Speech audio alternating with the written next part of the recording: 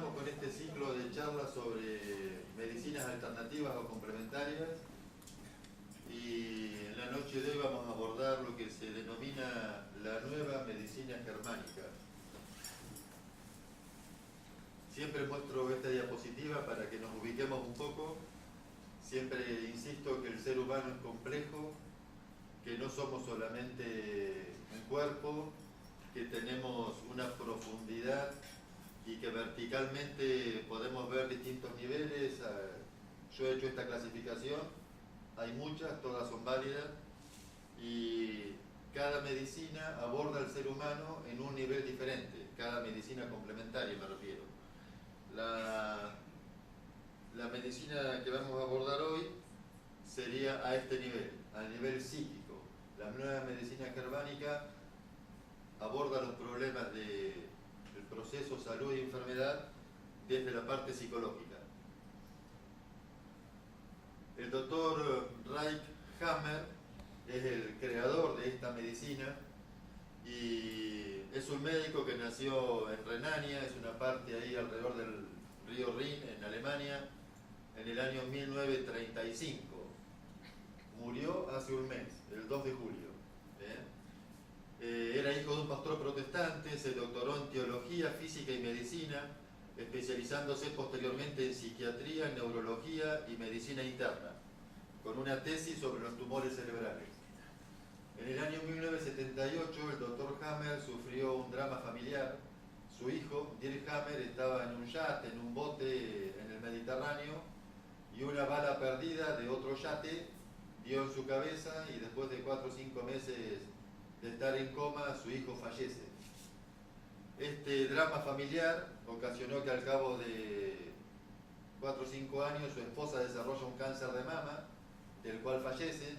Él desarrolla un cáncer de testículo, del cual se recupera después de un tratamiento, y esto le generó a él un caos interior y una búsqueda, y asociando obviamente que su drama personal, su shock emocional, tenía que ver con la enfermedad de su esposa y el propio cáncer que él había padecido, y así se origina esta nueva medicina germánica. El doctor Hammer había trabajado en el servicio de ginecología en el hospital de Múnich, también en una clínica en colonias con enfermos de cáncer de pulmón. En 1981 presentó una tesis sobre sus investigaciones acerca de esta relación de los problemas emocionales o psicológicos con el cáncer y otras enfermedades. Se basa en 200 expedientes clínicos, 200 historias clínicas, hay 70 casos muy detallados. En 1984 publica su primer libro, Cáncer, enfermedad del alma, cortocircuito en el cerebro. Ese título es muy sugestivo y vamos a lo largo de la charla justamente a ahondar en esa cuestión, enfermedad del alma. Sin embargo, en 1986 sufre la expulsión del cuerpo médico de Alemania con la alegación de que se niega a rechazar la ley de hierro, que es una de las leyes que él postula, y a convertirse a la medicina clásica, sentencia que fue ratificada por el Tribunal Federal por sospecha de demencia. El 19 de diciembre de 1989, sin embargo, recibe un reconocimiento de un profesor de cancerología de la Universidad de Viena. En 1997 es encarcelado, está casi un año preso por haber hecho alguna sugerencia a un enfermo, siendo que él estaba prohibido de ejercer la medicina. De vuelta en 1998, la Universidad de Trnavia en Eslovaquia dice que confirma oficialmente la exitosa verificación de la nueva medicina. Como ven, la cosa es media controvertida. En el 2001, acá tenemos la opinión de gente que practica medicina alternativa, no la medicina convencional. Este grupo de estudio suizo que investiga métodos de medicina complementaria y alternativa expresó que las prácticas de Hammer para ellos eran peligrosas, especialmente porque da a los pacientes una falsa sensación de seguridad, por lo que abandonan los tratamientos efectivos. Es decir, pareciera una de cal y una de arena, ¿no? ¿En qué consiste la nueva medicina germánica? Él postula 5 leyes. La primera ley es la ley Ferre del cáncer. Dice él que las enfermedades empiezan en la psique, en la forma de un síndrome de Dirkhammer, que es básicamente un shock emocional inesperado o conflicto biológico. Él considera que todas las enfermedades nacen en la psique, en la parte psicológica. Él llama a ese conflicto psicológico, le llama síndrome Dirkhammer. Es el nombre de su propio hijo, Dirkhammer. Y él dice que más que un conflicto emocional, es un conflicto biológico. Tiene que ver con la vida en sí, no solamente con la cuestión psicológica.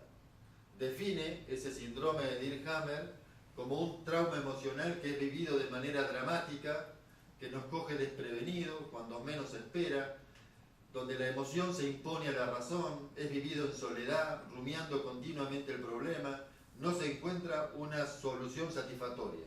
Es decir, es un gran conflicto emocional que afecta a la persona, realmente le trastoca su modus vivendi. Ese es el origen de toda enfermedad, según el Dr. Hammer.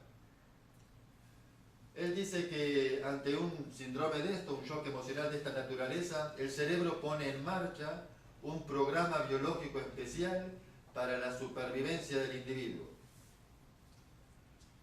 Él dice que el ser humano sigue un eje que es la psique, el cerebro y los órganos corporales, y que siempre se va a mantener esa relación. La psique viene a ser como una computadora que traduce lo que pasa, el cerebro como un traductor, digamos así, de una computadora que traduce lo que pasa a nivel psicológico, lo refleja en el cuerpo. La intensidad del trauma emocional va a determinar la gravedad. Más intenso el trauma, más grave la enfermedad. Según el tipo de conflicto, va a ser el tipo de enfermedad que se va a desarrollar. Dice que cada conflicto biológico deja una marca visible en el cerebro. A esa marca que hay en el cerebro, él la llama el foco de Hammer. Hay un conflicto entonces emocional y aparece en el cerebro el foco de Hammer. En un sitio específico, según el tipo de conflicto. Según cuál sea el tipo de conflicto emocional, va a ser el área del cerebro afectado. Y según el área del cerebro afectado, va a ser el órgano que va a tener una enfermedad. De modo que si él descubre un determinado conflicto, él puede decir qué parte del cerebro va a mostrar una lesión y qué enfermedad ese paciente va a padecer. Ese foco de Hammer, se los voy a mostrar, acá está en una tomografía. Él dice que son esos círculos concéntricos, ahí lo ven claramente, ese que está ahí, o ese que está acá, o ese que está acá. En la fase del conflicto, en la fase activa de este conflicto, se le llama fase CA, la forma de la lesión en el cerebro va a ser de anillos concéntricos, como mostré recién la imagen. En la fase post-conflicto, después que se soluciona el conflicto emocional, cambia la imagen cerebral y aparece una imagen con edema, con líquido. Estas son las imágenes que él considera que están marcando el foco de Hammer, que luego va a dar origen a la enfermedad en el cuerpo.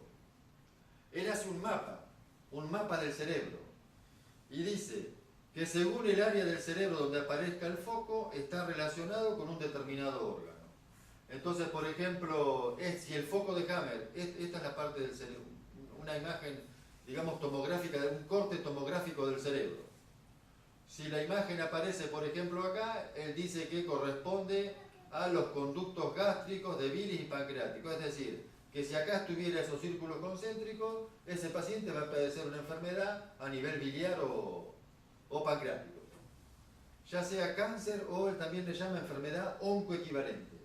Hay otras enfermedades crónicas que no son cáncer, pero él la llama oncoequivalente. Por ejemplo, si está ubicado acá el foco de Hammer, él dice que va a afectar al cuerpo vítreo izquierdo, en el ojo izquierdo. Como ven, él hace esta división, área de territorio femenino, área de territorio masculino, y lo mismo le da valor a la parte si el paciente es diestro o si es zurdo. Acá tienen otra parte del plano, este es un cerebelo, y de vuelta, él ve que si el foco de Hammer aparece en esta parte del cerebelo, lo que va a dar, por ejemplo, es un cáncer de mama derecho.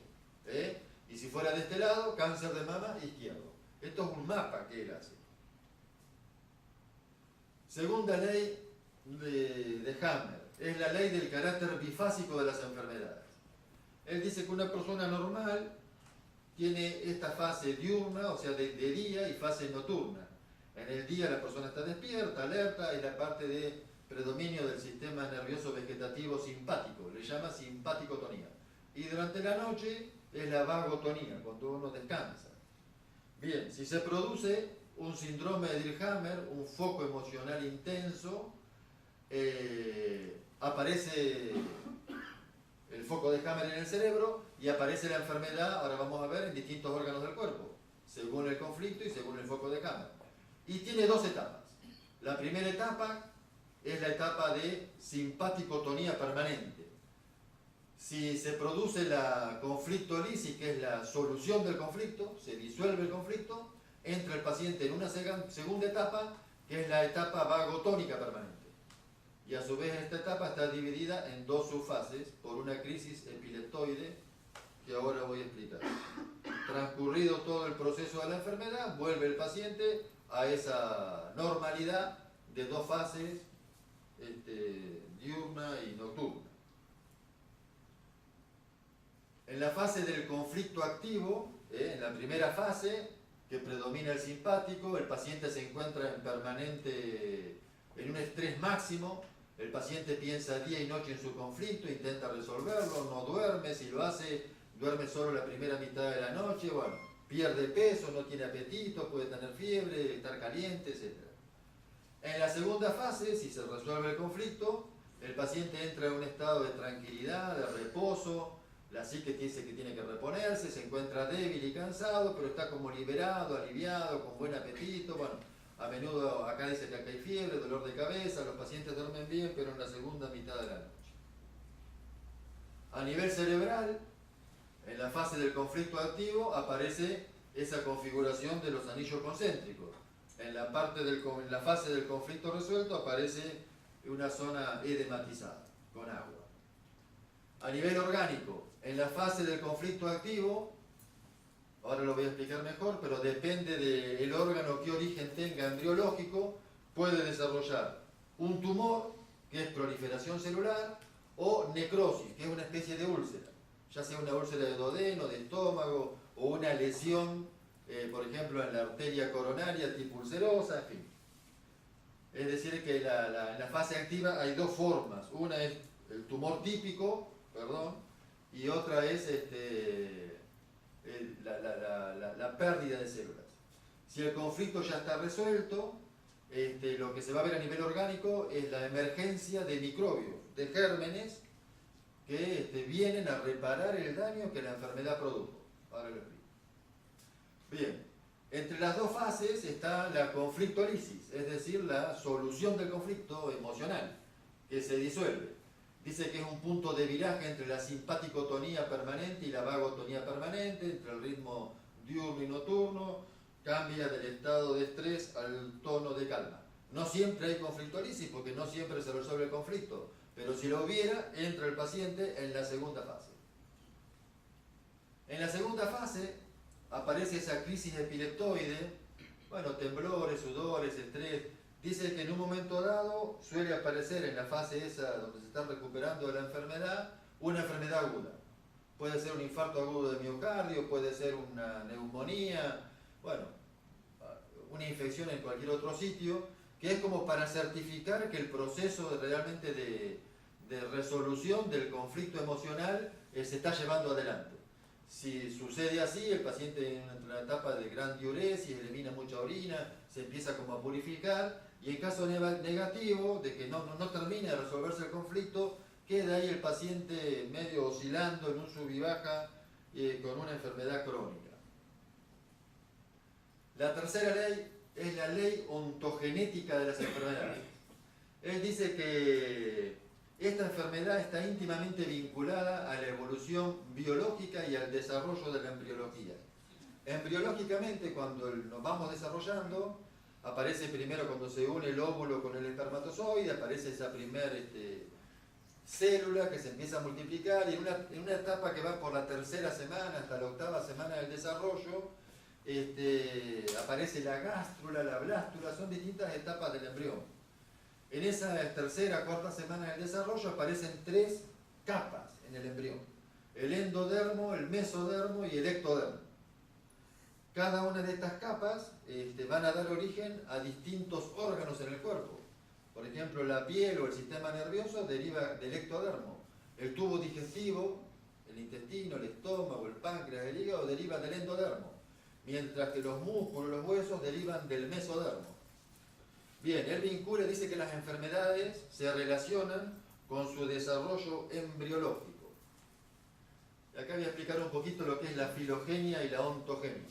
Filogenia es la evolución de los seres vivos a lo largo de la historia de este planeta.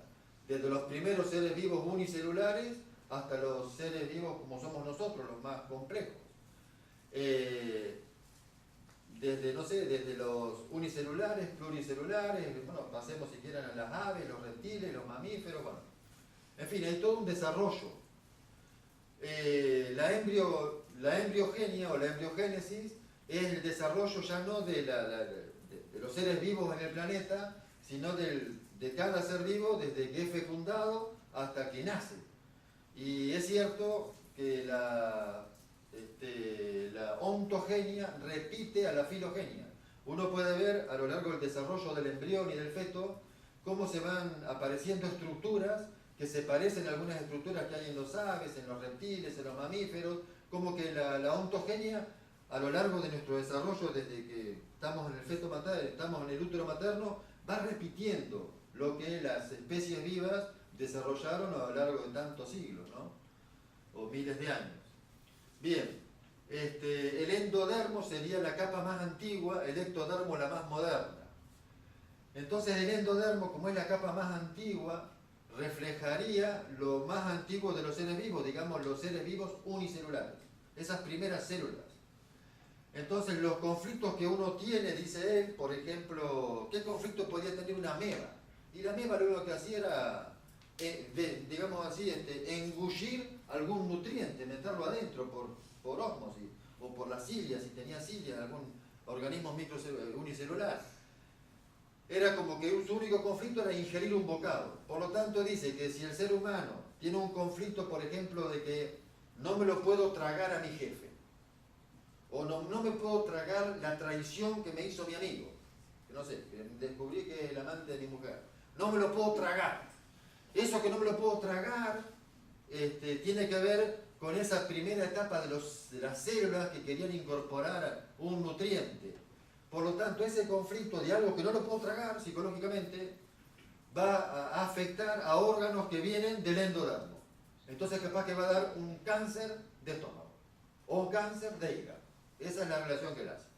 En cambio, si por ejemplo el conflicto que el paciente sufre es de agresión o de protección, por ejemplo el conflicto de una mujer que sufre maltrato de parte de su marido, ese es su conflicto. Bueno, la agresión, la necesidad de protegerse. Dice que los seres vivos en sus etapas evolutivas, cuando salieron del mar, por ejemplo, porque la vida se desarrolló en el mar y pasó a la corteza terrestre, tuvieron que defenderse del sol, de los rayos solares, de los ultravioletas, de la desecación. Tuvieron que crearse una piel, una dermis, una corteza, algo, para protegerse. Entonces dice que si el conflicto del paciente tiene que ver con la protección, seguramente la enfermedad que va a desarrollar tiene que ver con el mesodermo, que es esa etapa evolutiva filogenéticamente. Y va a desarrollar, por ejemplo, una artritis, los huesos que dependen del mesodermo, o un cáncer un osteosarcoma, un cáncer de los huesos, o alguna enfermedad muscular. Bueno, el mesodermo tiene que ver con el cerebelo y también con la sustancia blanca, que es la sustancia blanca del cerebro. Y bueno, ahí los seres vivos después empezaron a moverse, ya desarrollaron la posibilidad de correr o de volar y bueno, necesitaron ese aparato osteomuscular que viene del mesodermo. Entonces, si hay algún conflicto de autoestima, bueno, tiene que ver con esta incapacidad de desarrollarse, de avanzar, y lo relaciona con enfermedades osteomusculares. En lo del ectodermo, por ejemplo, que desarrolla los órganos de los sentidos, la vista, el oído,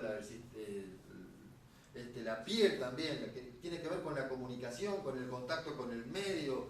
Si una persona sufre algún conflicto que amenaza su vida y siente que va a morir o que puede morir, probablemente va a desarrollar esa sensación de falta de aire, de que se va a morir y va a tener un cáncer de pulmón o un asma o algo así. Bueno, esta es un poco su teoría. Después la vamos a debatir y la vamos a discutir. La cuarta ley es la ley ontogenética de los microbios. Él le da a los microbios un sentido totalmente distinto, a los gérmenes. Dice que los gérmenes están coordinados por el cerebro y que el sistema inmune no es un sistema que tenemos para combatir los gérmenes, no. Que el sistema inmune es un sistema modulador del funcionamiento de los gérmenes. En la medicina alopática se habla de que hay una flora bacteriana que es saprófita, que es buena, que la tenemos en el intestino y que nos cumple funciones digestivas y que fabrica vitaminas, etc. Pero que habría otra flora que es patógena, gérmenes que nos enferman. En el concepto de Hammer, no. Los gérmenes todos están a nuestro favor, nuestro cerebro, así como coordina todas las células, coordina todos los gérmenes y utiliza el sistema inmune para modular esa actividad. No estamos en guerra contra los gérmenes, sino que ellos vienen a colaborar con nosotros. Entonces, bueno, esta imagen está justamente al revés, los colores.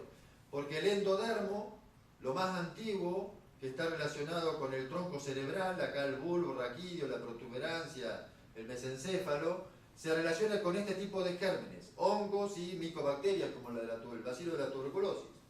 El mesodermo, que tiene que ver con el cerebelo, con la sustancia blanca del cerebro, se relaciona con las bacterias. Y el ectodermo, que es la parte gris del cerebro, con virus. Entonces, él relaciona los gérmenes con la parte embriológica, la parte filogenética y los distintos órganos del cuerpo. Acá tenemos un poco un resumen de lo que él dice. Entonces, cómo en esta cuando aparece el síndrome de Hammer, el shock emocional, aparece toda la enfermedad que se desarrolla en la fase activa, la simpaticotonía, digamos simpaticotónica, y puede ser, si deriva de la parte nueva del cerebro, del ectodermo, que dé entonces necrosis, y de la parte antigua del cerebro va a dar un tumor, proliferación celular. Se produce la conflictolisis, y acá aparece entonces, después de la crisis epileptoide o epiléptica, los gérmenes.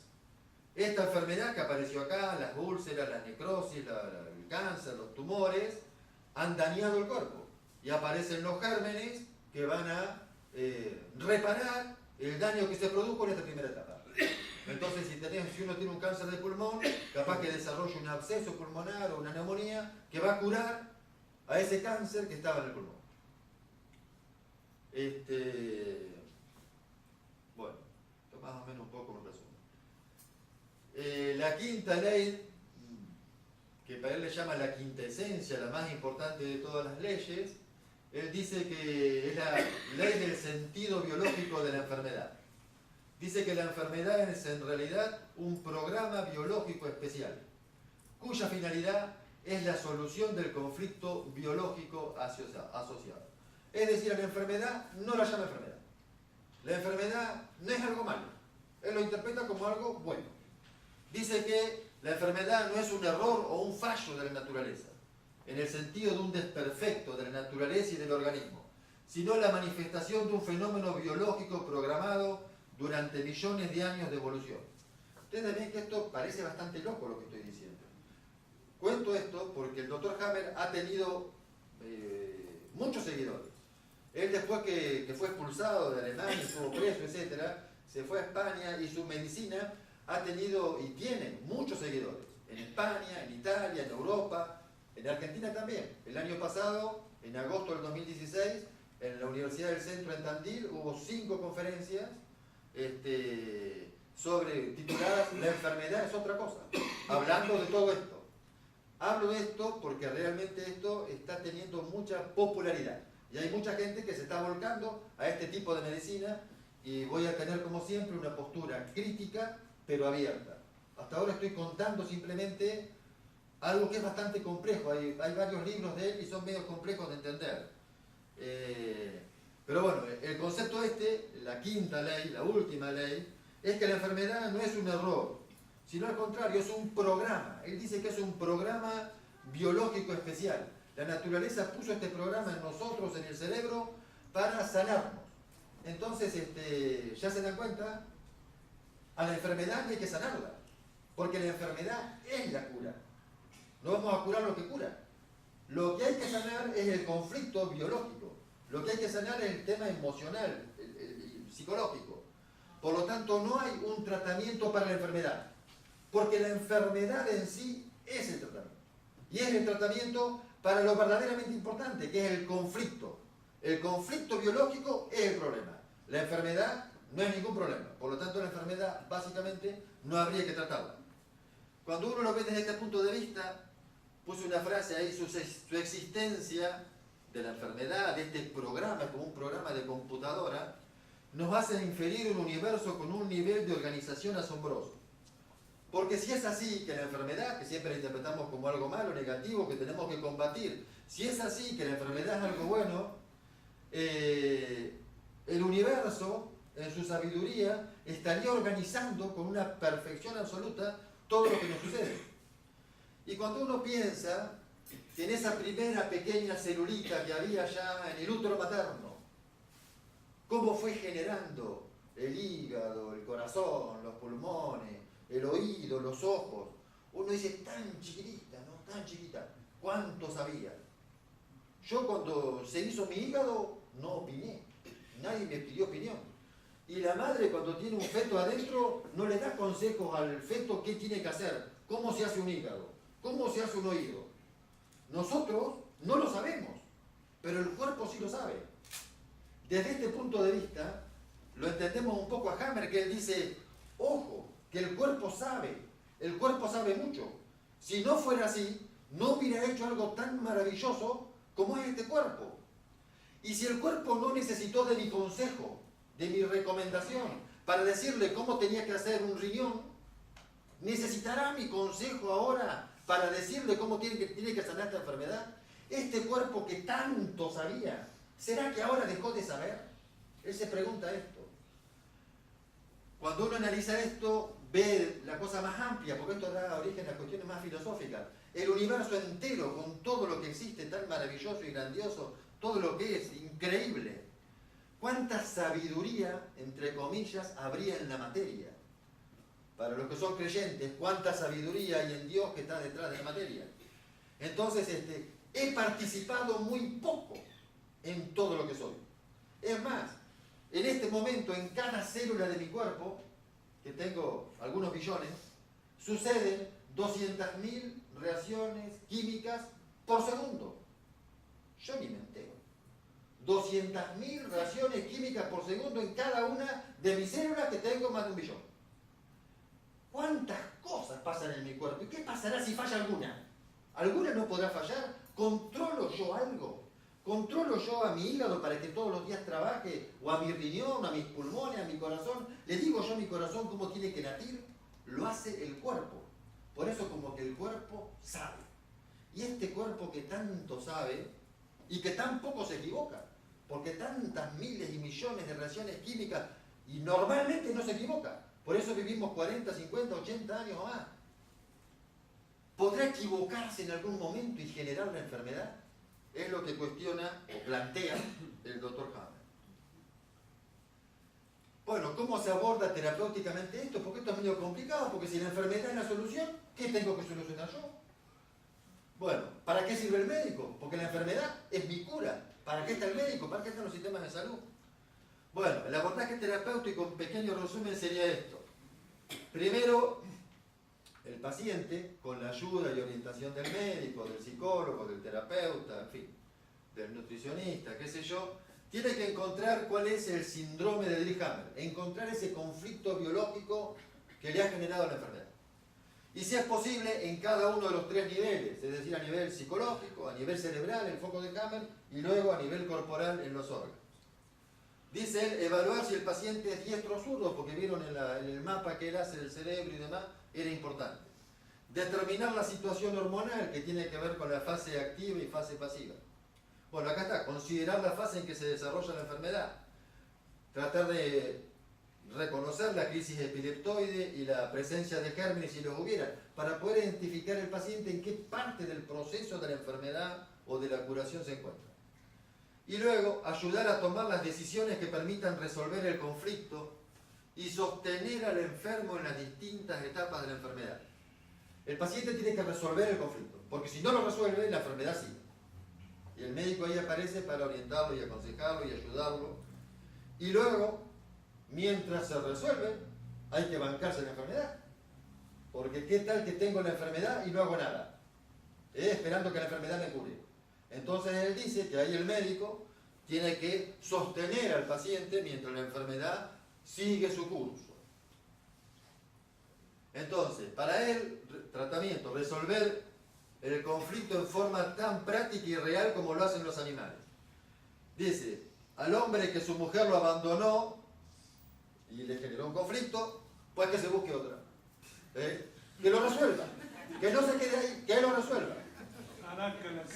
Sí, él lo compara evolutivamente con un ciervo, por ejemplo, que el ciervo macho, vieron que pelean entre ellos para tener el control de la manada. Si un ciervo perdió el control de la manada, perdió el territorio, ¿qué hace? Bueno, semejante a esto, el varón, el hombre, que sufrió una, entre comillas, simbólicamente, una pérdida territorial porque perdió su trabajo.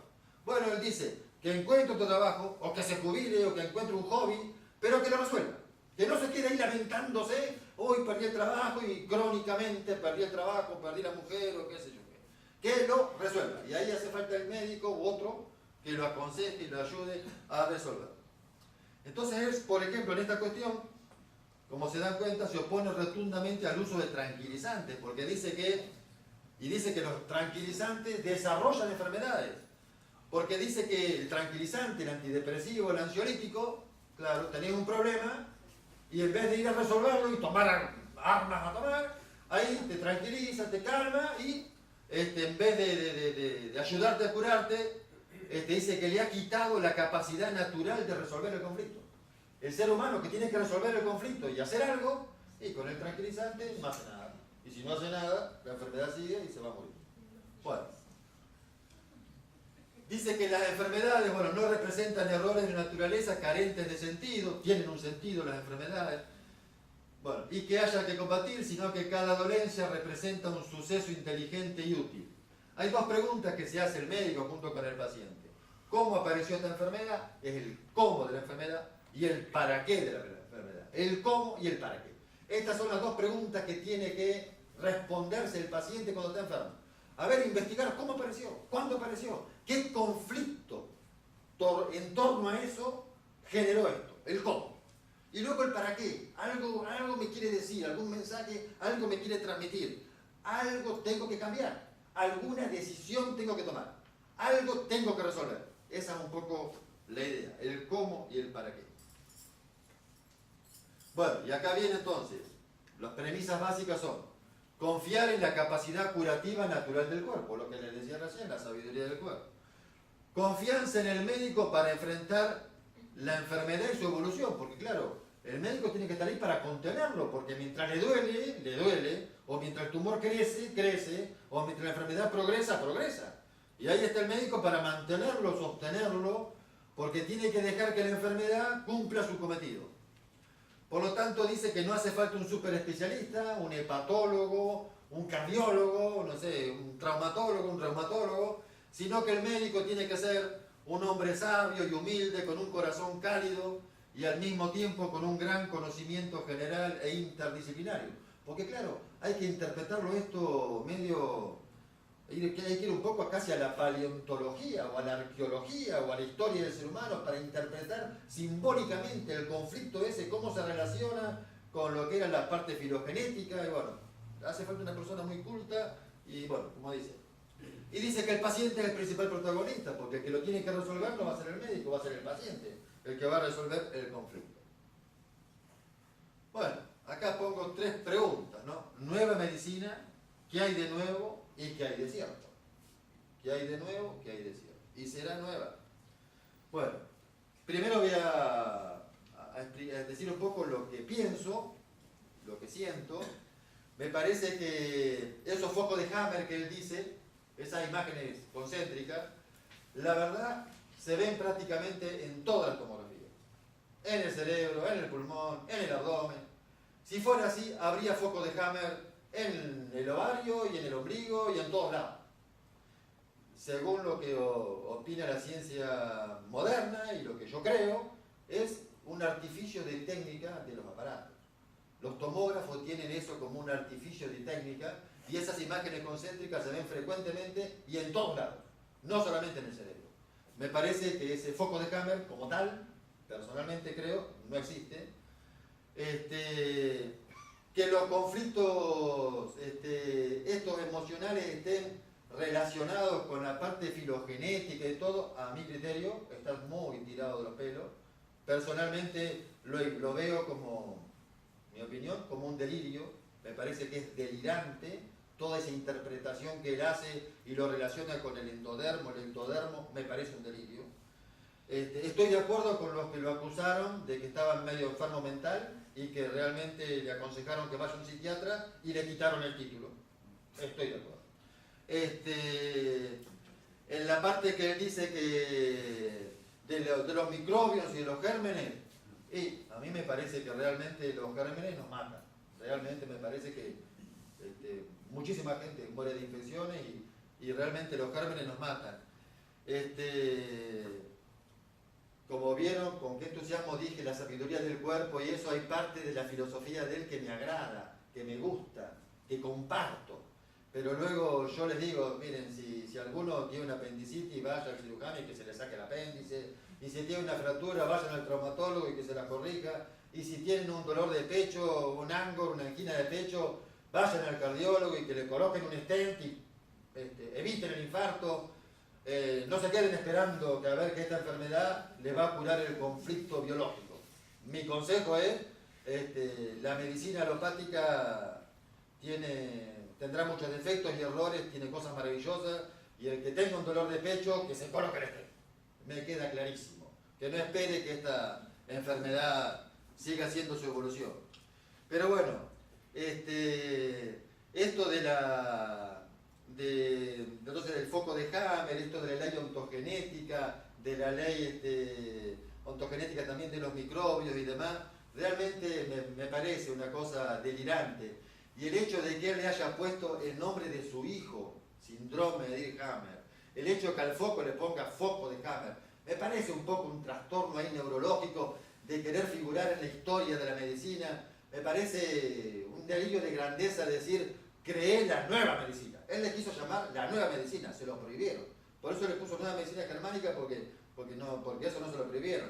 Pero me parece ahí como un delirio de grandeza de querer asentarse en la historia con su nombre y el nombre de su hijo. Entonces, vamos ahora, ¿qué hay de nuevo?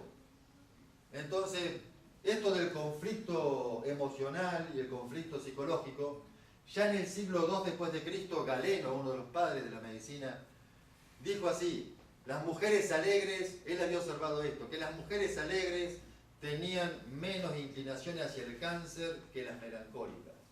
Es decir, estas observaciones de la importancia de la parte emocional viene de larga data, desde hace muchos siglos.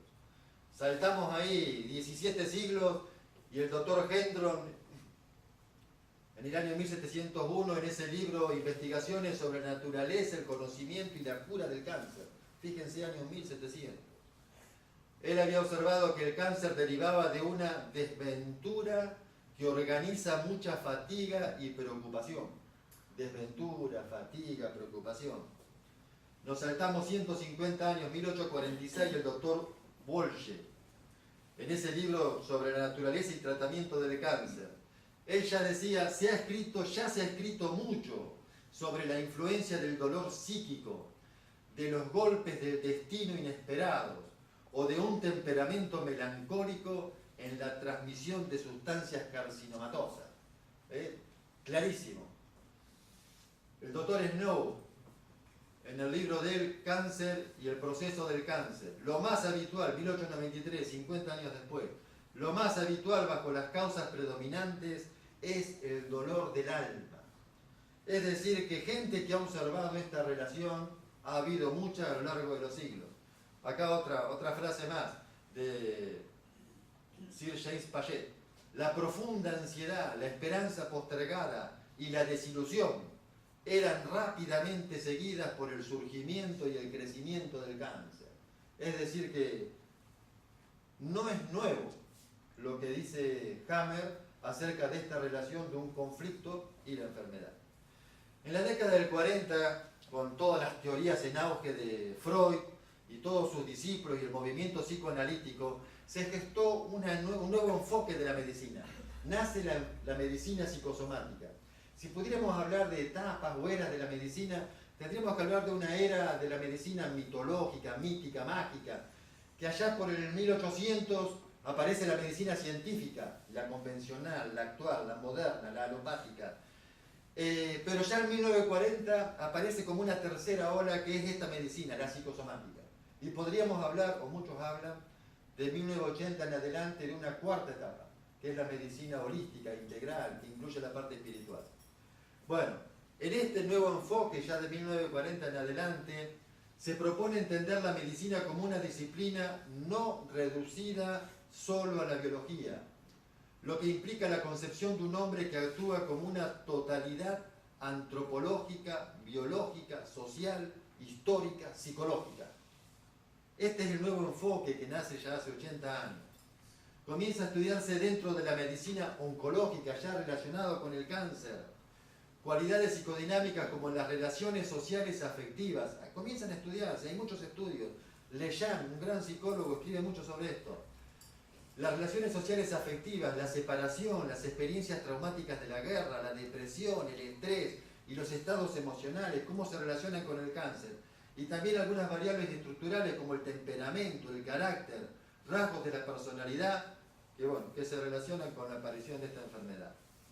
Y luego empiezan a aparecer las instituciones, las organizaciones que hablan de esto. En Estados Unidos, Sutherland fundó una sociedad internacional de psicología para aglomerar, para unir a tantas instituciones, asociaciones, ONG, de todo tipo, de organizaciones que había que operaban a nivel mundial trabajando sobre psico-oncología. En 1984 se dictan las primeras jornadas de psicología oncológica en España. Existen actualmente instituciones muy famosas como el Cancer Health Center en Bristol, Inglaterra, que es para brindar apoyo holístico a las personas con cáncer. El Simonton Cancer Center, de la década del 70, los doctores Simonton, él y su esposa, con un programa psicosocial para las personas con cáncer, con extraordinarios resultados. El Instituto Barte, también en Barcelona. La Wellness Community, ya en 1982, que dice que se fundó en el 82 en California, en la actualidad cuenta con más de 18 centros en los Estados Unidos, hay más de 300 médicos oncólogos que trabajan. Wellness quiere decir es la comunidad del bienestar, ¿no? Ya en 1995 atendía más de 3.500 personas por semana. Por lo tanto, de nuevo, en la medicina de Hammer hay poco, porque de esto es muy viejo. Y lo que él plantea como nuevo, que es una postura diametralmente opuesta a la medicina alopática, porque es tratar a la enfermedad no como el problema, sino como la solución, y todo lo que ya dije, eso sí sería nuevo, o el foco de Hammer y eso, pero es casualmente o puntualmente lo que a mí me parece más delirante. Sin embargo, ¿qué hay de cierto? ¿Habrá algo de cierto? ¿Por qué he dado esta charla? Porque realmente rescato muchas cosas muy buenas de esta medicina. Una de las cosas de esta medicina buenas es que nos ha impulsado a cambiar el foco de atención. No mirar solo la enfermedad, mirar más allá. Mirar atrás de la enfermedad. Mirar no solo el cuerpo, no solo el órgano, mirar lo que viene antes. Y este reenfoque nos empuja directamente hacia el interior del ser humano. Y cuando hablo de interior voy a hablar de dos niveles, de la mente y del corazón. A nivel de la mente, Louise Hay, todos ustedes la deben conocer, muy famosa, tiene muchos libros, hay una organización de Louise Hay. Louise Hay, el libro más conocido es Usted puede sanar su vida. La historia de ella es que a los 31 años, creo, le detectaron un cáncer de vagina. El ginecólogo le propuso operarla. Ella le pidió 3 meses de tiempo para ver si encontraba otra solución. Salió a investigar a las bibliotecas, a las librerías, a comprar libros, a leer, a buscar otros especialistas, a buscar otros terapeutas. Finalmente volvió al ginecólogo 6 meses después, en lugar de 3 meses después. En el interín, cuando volvió al ginecólogo, estaba sana. El ginecólogo la revisa, el cáncer de vagina había desaparecido. ¿Cómo se había curado? Con ninguna cirugía ni con ninguna quimioterapia, radioterapia. La curó el psiquiatra. El psiquiatra detectó que ella a los 5 o 6 años había sido violada por su padre y ella se sentía sucia, había sido maltratada en su infancia y gran rencor y demás. Y bueno, cuando sale a la luz esto y lo trabaja con el psiquiatra, se resuelve el conflicto y el cáncer desaparece. A partir de ahí ella escribe tantos libros y se ha hecho tan famosa y tiene conceptos maravillosos, a mi entender. Unos son estos, por ejemplo. Ella dice: las pautas mentales causantes de la mayoría de los malestares del cuerpo son la crítica, la rabia, el resentimiento y la culpa. Vivimos con estas cosas adentro nuestro. Vivimos con crítica, somos muy críticos. Todo el tiempo criticamos a todo el mundo. Todo el tiempo le tenemos que poner una etiqueta, como si Dios nos dio a cada persona. Como si Dios nos dio la función de definir y determinar quién es bueno, quién es malo, quién es capaz, quién es incompetente. Es parecida a nuestra principal función. Poner ahí la crítica. Vivimos con esta postura. Y peor todavía, la autocrítica. Solemos ser muy críticos para con nosotros mismos. Nos lastimamos enormemente. Nos exigimos tanto que no podemos dar. Y esa postura constantemente crítica hacia nosotros mismos, ella dice enferma. La rabia, el enojo, el resentimiento, estas cosas que suelen estar por meses o por años, algunas dificultades que hemos tenido con algún familiar, con algún amigo, en el trabajo, con lo quien sea, no debemos convivir con el enojo. No debemos convivir con la rabia. Hay que tomar conciencia de esto, de que la rabia me enferma, de que el enojo me enferma. No puedo seguir viviendo como si nada pasara. No es que nada pasa. Pasa. Y pasa cosas graves si mantengo adentro mío el enojo. O la culpa. Nuestra sociedad es muy culpógena. La religión nos ha enseñado y nos ha llevado mucho a la culpa permanente. Y sentirme todo el tiempo culpable de cosas que he hecho y de cosas que no he hecho. En algún momento tengo que perdonarme. En algún momento tengo que entender que Dios me perdona, me ha perdonado y yo me tengo que perdonar. Y también aprender a perdonar al otro, bueno, ahora vamos a hablar un poco de eso. Pero la convivencia con estas cosas son las que enferman. Dice también ella, cuando estamos enfadados con nosotros mismos, cuando juzgamos y criticamos todo lo que hacemos, cuando nos insultamos, estamos emitiendo vibraciones muy negativas y entonces nuestra vida no funciona. Acá pongo yo observar el pensamiento. Yo digo que en la mente se forman como remolinos. Ahí puse una imagen. Vieron que en el río se forma un remolino que si uno cae adentro te lleva para abajo y no podés salir y te ahogás y te morís. En la mente pasa lo mismo. Pero hay remolinos que son positivos, ascendentes, que nos llevan para arriba. Y hay molinos que son descendentes, que nos llevan para abajo. Y cuando empezamos a permitir que en nuestra mente haya pensamientos negativos, de enojo, de rabia, de crítica, de queja, cuando ya empieza el día y digo, uff, y ya empecé así, y ya me quejo del tiempo, abro la puerta y me quejo del tiempo, y esto y aquello, y me quejo, la queja permanente, es un pensamiento negativo. Ese pensamiento negativo es como una espiral, como un remolino, que me lleva para abajo. Y a veces pasan horas y días, o todo el día, o varios días, y no salimos de ese remolino que nos mantiene ahí abajo. Por lo contrario, por ahí escuchamos algo, alguien nos dice un elogio, o vemos un gesto de amor, no sé, de una madre con su hijo, o escuchamos una noticia que nos hace bien, y uno entra en ese otro remolino ascendente, y uno empieza a sentirse bien. Uno puede darse cuenta inmediatamente si está pensando bien o mal, positivo o negativo. Hay que hacer un clic, a ver cómo me siento. Me siento mal, no sé, algo está mal, pues estoy pensando mal. Clarito. Donde me siento mal, miremos el pensamiento, seguro hay un pensamiento negativo detrás. Por eso digo, observar el pensamiento. Cuando vamos andando en la cotidianidad del día, de pronto tomarme ese segundo de decir, a ver cómo me siento. Y cuando me doy cuenta que me siento mal, seguramente detrás hay un pensamiento negativo. Y ahí es donde cambiar el día. Porque el pensamiento es muy poderoso. Y el pensamiento crea situaciones a lo largo del día, crea mi futuro, crea mi realidad, crea mi enfermedad, crea las vivencias que tengo, los acontecimientos que me pasan, las cosas que me suceden, inicialmente nacen del pensamiento. El solo hecho de observar el pensamiento y cambiar el dial puede transformar nuestra vida. El segundo foco interior es sanar el corazón. Yo un poco ubico la mente y el corazón todavía un poco más profundo. Si miramos hacia adentro, por ahí vamos a encontrar que hay amargura, que hay dolor, que hay tristeza, frustración, enojo, miedo. Estas cosas suelen estar adentro nuestro por años. Capaz que la frustración de un título que nunca pudimos adquirir, no sé. El enojo con una pareja que tuvimos y que se rompió. La amargura, capaz de algún error que cometimos, capaz que con un familiar, con alguien nos equivocamos y nos quedó la amargura. Y ahí la tenemos, por meses o por años. El corazón necesita ser sanado. La pregunta es ¿cómo? ¿Cómo se sana el corazón? Dije cómo cambiar el pensamiento observándolo y voy a proponer algo para sanar el corazón. Hay personas que viven permanentemente con miedo, a la noche cuando se van a acostar. Hay gente que sufre ataques de pánico.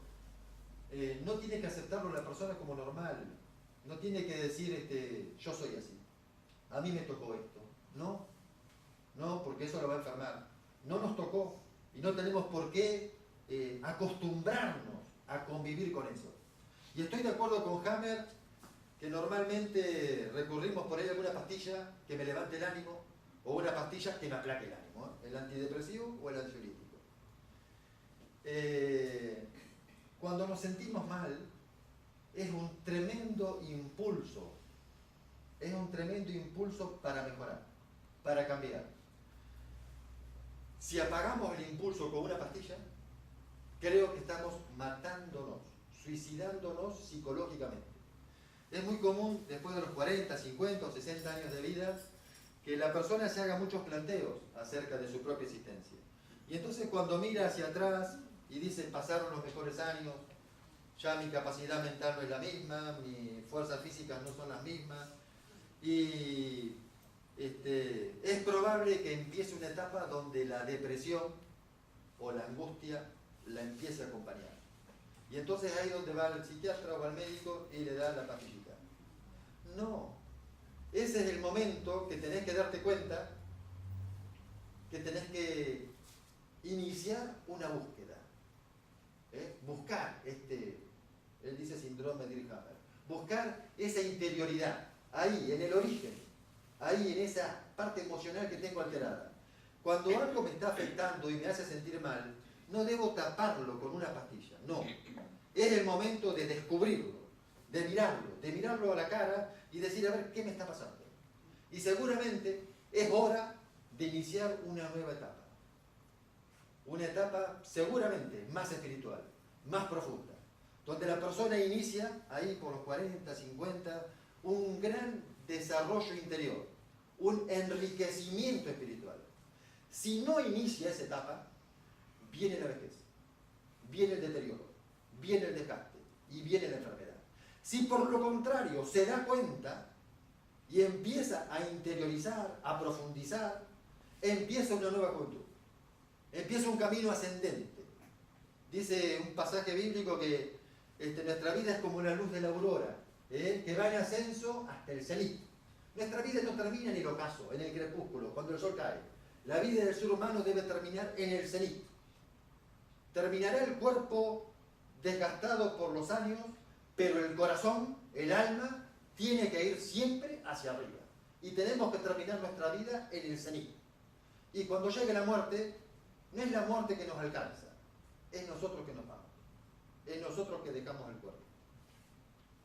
Entonces, de sanar el corazón, es muy importante darse cuenta que si tengo el corazón lastimado, hay algo que tengo que hacer.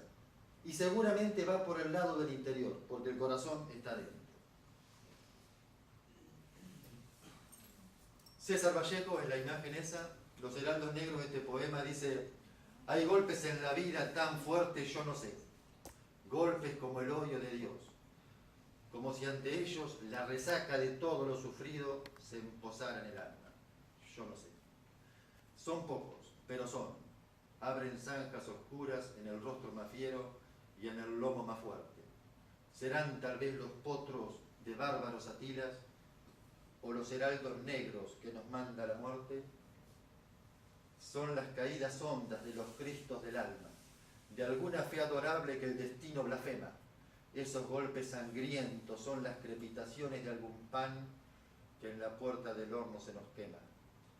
Y el hombre, pobre, pobre, vuelve los ojos como cuando por sobre el hombro nos llama una palmada. Vuelve los ojos locos y todo lo vivido se emposa como charco de culpa en la mirada. Hay golpes en la vida tan fuertes, yo no sé.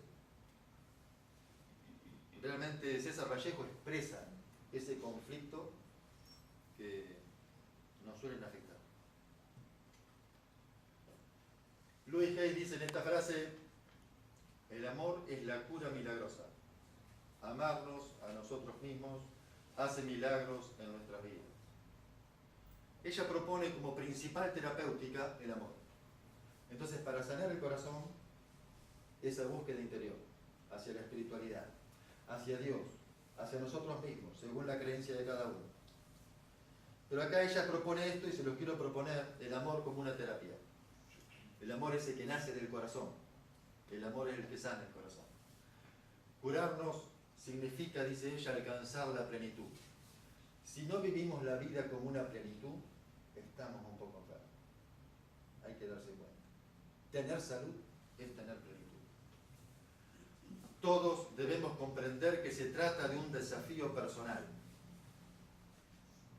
La vida de cada uno la vivimos nosotros y es nuestra responsabilidad. Es mi desafío, cómo vivo mi vida. Hay muchas zonas que necesitan curarse. A menudo el cuerpo necesita curación y con la misma frecuencia también el corazón la necesita. Las emociones pueden curarse, los pensamientos, las creencias. De esta curación interior es la que estamos hablando, y yo pongo una frase ahí: la enfermedad, un instrumento para poder amar. Y de vuelta acá le voy a dar la mano derecha a Hammer. Y creo que la enfermedad sí puede ser un instrumento de curación más profunda. Porque la vida, con sus golpes, a veces nos endurecemos, nos defendemos, y cada vez nos ponemos más resistentes, y cada vez las cosas nos afectan menos, y cada vez somos más insensibles. Cada vez la capa que nos rodea se torna más dura. Llega un momento que vivimos aislados, queremos estar solos, queremos estar callados, que nadie nos moleste, y lo que venga de afuera, la primera reacción es generalmente negativa, generalmente de enojo o de desprecio. Es que la vida nos ha golpeado, hay golpes en la vida, y nos hemos endurecido. La enfermedad es uno de esos golpes, ya sea la enfermedad en uno mismo o en un familiar, en un ser querido. La enfermedad también puede romper esa coraza. La enfermedad puede romper esa coraza. Ustedes ven que cuando alguien se enferma, matrimonios que han estado juntos, pero separados, durante años, uno de los dos se enferma y cómo el otro cambia, cómo la atiende a ella o ella lo atiende a él, cómo se sana esa relación. O los hijos que estaban separados vuelven para ayudar, para atender. Se enfermó un miembro, pero se empieza a sanar la familia, se empieza a sanar un matrimonio. La enfermedad muchas veces trae que amigos separados por años se reencuentran, rencores que se eliminan. La enfermedad trae muchas veces una gran renovación para todo el entorno. Y para la misma persona que se había vuelto endurecida, que se había vuelto media ciega, insensible para las cosas que pasaban a su alrededor, que vivía quejándose por estupideces, de pronto se da cuenta que hay cosas que valen más. Cambia la escala de valores, empieza a valorar el sol que le calienta la mejilla, o la brisa de la cara que le refresca el rostro, empieza a darse cuenta qué cosas en la vida valen y cuáles no. Por eso digo que la enfermedad sí puede sanar. Sí, porque la enfermedad trae una nueva etapa en la vida de las personas o en la vida de la familia. Y cuando uno mira hacia adentro y uno dice, quiero amar, y encuentra que el corazón está seco, y el corazón quiere amar y el amor no le sale. Cuando viene la enfermedad, a veces nos hace pomada. A nosotros, o una enfermedad familiar. Nos destruye, nos derrumba, nos descalabra. Y ese resquebrajarnos, que nos parte en 1000 pedazos, es como que se abre y de adentro empieza a emerger el néctar de nuestra propia esencia. Es como que ese quebrantamiento exterior era necesario para que lo más hermoso de nosotros empiece a emerger. Por eso digo que en parte le doy la razón a Hammer en este aspecto, que la enfermedad puede hacernos mucho bien. Propone Louise Hay cómo amarse a uno mismo. Ella dice que el que se ama a sí mismo debe cuidarse, terminar con el autocastigo, perdonarse, dejar atrás el pasado, aceptarse tal como uno es, ser amable y cariñoso con uno mismo. Cuando hablamos del amor, generalmente hablamos del amor hacia los demás. Pero no se puede amar al prójimo si uno no se ama a sí mismo. Quien no se ama a sí mismo es incapaz de amar al prójimo. Eso es como una ley, es como una regla. Quien no se valoriza a sí mismo no valoriza al prójimo, nunca valoriza al otro. Quien no descubre su propia autovalía nunca va a descubrir el valor del otro. Entonces, por acá empieza el amor, por amarme a mí mismo, por quererme, por cuidarme, por dejar de autocastigarme. Ya sé, todos tenemos defectos, todos cometemos errores, pero en algún momento tenemos que tomar la decisión de perdonarme, de aceptarme como soy, de tenerme un poco de cariño, de cuidarme un poco. Si no es así, si el amor no se da hacia mí primero, seré incapaz siempre de amar al otro. Si encontramos que no podemos amar, investiguemos en el amor hacia nosotros. Dice, no hay ningún motivo, Louise Hay, para castigarte por no haberlo hecho mejor. Lo hiciste todo tan bien como pudiste. Libera el pasado con amor y agradécele que te haya conducido a este nuevo conocimiento. Y sí, la enfermedad nos lleva a un crecimiento, a un desarrollo. ¿Y cómo amar al otro? Aceptarlo como es, dejar de rechazarlo, dejarlo ser, no juzgarlo, no criticarlo. Apreciarlo es darle precio, darle valor, darme cuenta de cuánto vale. ¿Cómo, a ver, qué valen las cosas? ¿O qué valen los seres? Sabemos que las cosas tienen un valor monetario y sabemos que ese valor monetario es relativo. El verdadero valor de las cosas lo pongo yo dependiendo del amor que le tenga o no le tenga. A mí me gusta pensar en los chicos que por ahí tienen lapicitos y aman ese lapicito. ¿Cuánto vale ese lapicito gastado para ese niño? ¿Cuánto vale? Porque lo quiere. Todos tenemos alguna medallita, algún recuerdo, alguna foto, algo que para ustedes no vale nada, pero para mí vale mucho. Porque yo lo amo. Porque me rememora alguna etapa de mi vida, porque me lo regaló algún ser querido. Y es de lata, o es de cartón. Pero para mí vale. Y si lo pierdo, sufro. Vale porque lo amo. A las personas que me rodean, para amarlas, para valorizarlas, tengo que amarlas. Cuando las empiezo a amar, me empiezo a dar cuenta de cuánto valen. Y también, cuando me amo a mí mismo, me doy cuenta de cuánto valgo yo. Bendecirlo al otro, decir bien del otro. Si estoy diciendo mal del otro, aunque sea verdad, a sus espaldas o de frente, si digo mal, no lo estoy amando. Y si bendecirlo es desearle el bien, que al otro le vaya bien, desearlo. Bueno, son algunos de los consejos que da Louise Hay para amar. Y quiero terminar con esta frase, una frase de San Pablo, dice, y ahora permanecen la fe, la esperanza y el amor. Estos tres. Pero el mayor de ellos es el amor. La fe, la esperanza y el amor. Cuando digo fe, no me refiero a creencia. Creencia es creer que algo es verdad, creer en un dogma, creer en una doctrina, creer en una enseñanza, creer en algo. La fe no tiene un objetivo concreto al cual se aferra. La creencia siempre se aferra a algo, se aferra.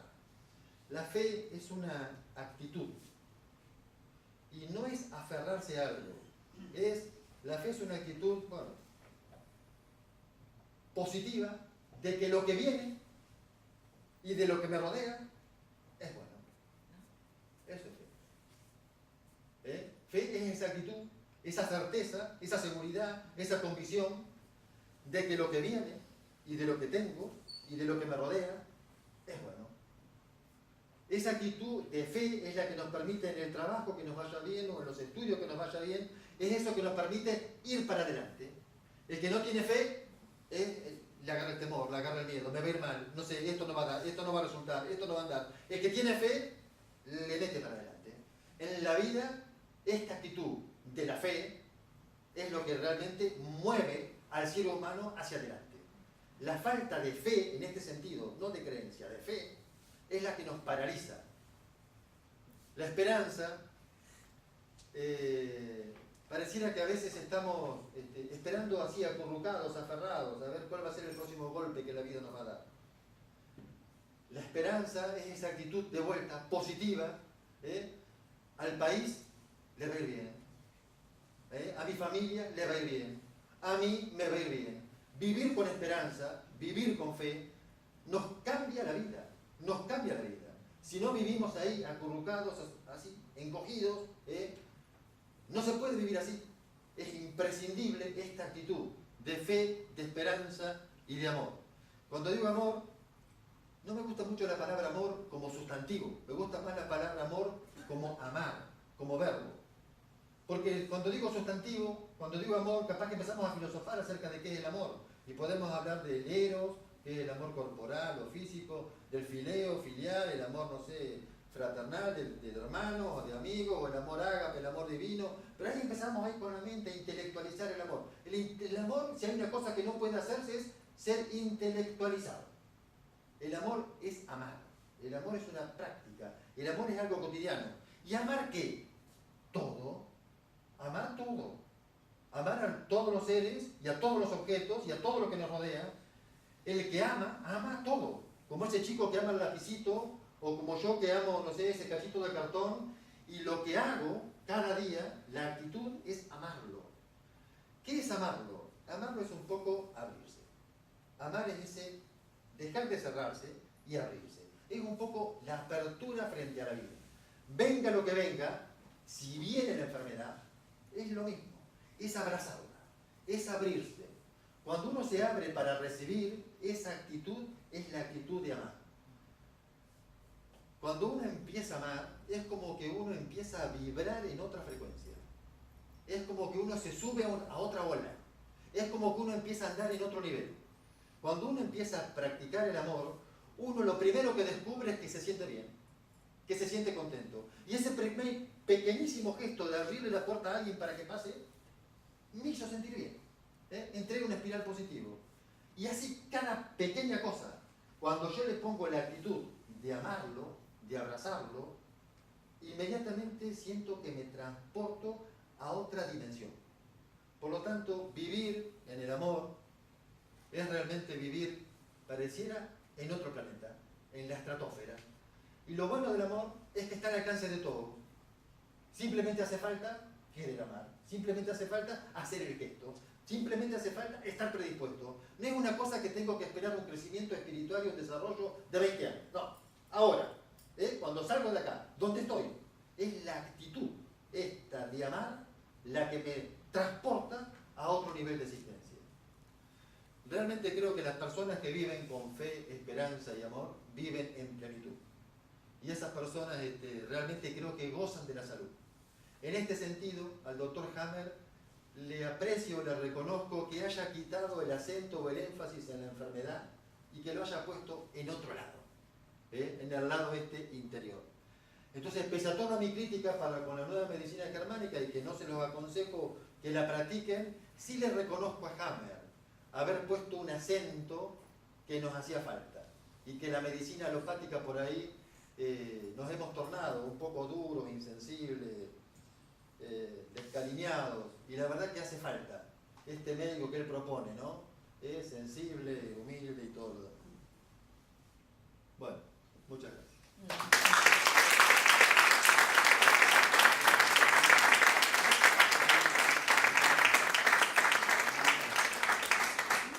Se me pasó la hora, pero ¿alguno quiere hacer alguna pregunta? Bueno, nos vemos. La próxima charla va a ser sobre la medicina antroposófica de Rudolf Steiner, la medicina con la cual yo me siento más identificado, más que con ninguna otra. Y la última charla en septiembre va a ser la de la antroposofía médica, y en noviembre va a ser sobre la medicina cuántica, que es lo más modernoso que existe. Bueno, muchas gracias.